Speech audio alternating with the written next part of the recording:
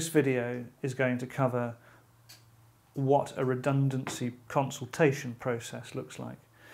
And very often we work with our clients to put together redundancy projects if unfortunately from time to time that's required.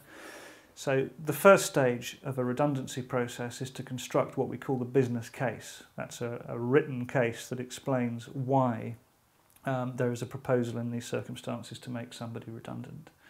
And usually we will help our clients to put that together.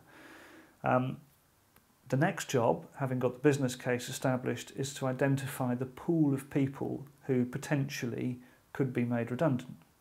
So if it's a case of a reduction of work, for example, then it might be all of the people who are engaged to do that particular work, or it might be some of those people because some work will still be there to be done.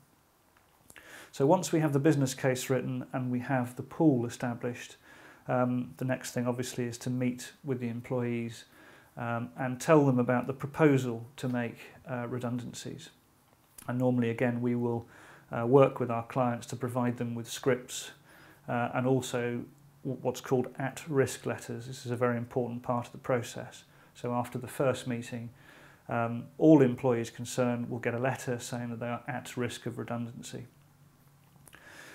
That meeting starts the consultation period, and the consultation period is the period of time that is designed to help us select who it is that's going to actually finally be made redundant, to look at ways to avoid the redundancies, alternative work for example, and to listen to the ideas that the employees have.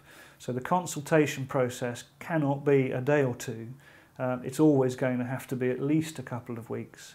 And if we're talking about collective redundancies, that's 20 or more in a 90-day period, then the law says that the minimum consultation period would be 4 weeks.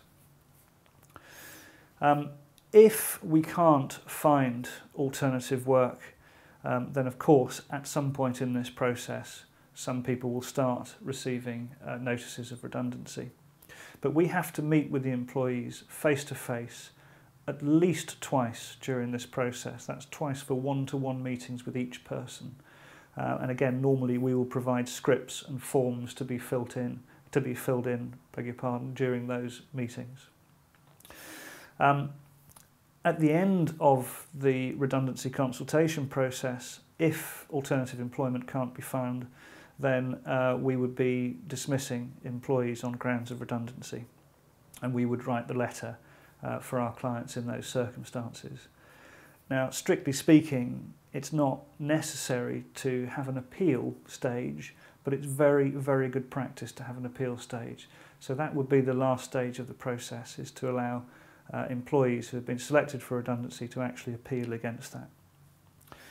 Now, some things to think about during redundancy processes would be, for example, have you considered thinking about offering voluntary terms for a period of time so that people will volunteer from the pool perhaps to actually go?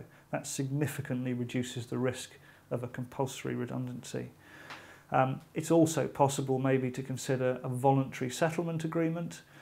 This is a legal instrument, usually tied with some enhanced compensation, where people would agree to waive their rights to take an employment-related case against you.